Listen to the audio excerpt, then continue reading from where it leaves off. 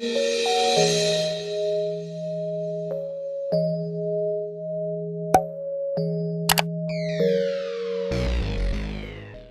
up, you guys? I'm back with another video, and today I'm going to be showing you guys how I installed my lace front wig from Shy Desire Extensions.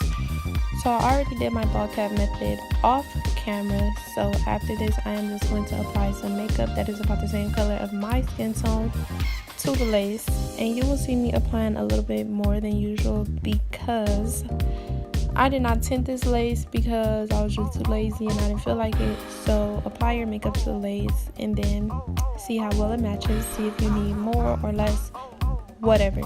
But just make sure you apply that makeup. Or if you don't like makeup, make sure your ball cap method is laid.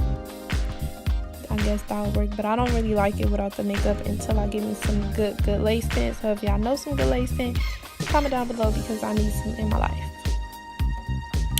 Then I am just going to put the wig on, and afterwards, so because this is the wig that I watercolored and it was blue at first, so I already had this wig on before.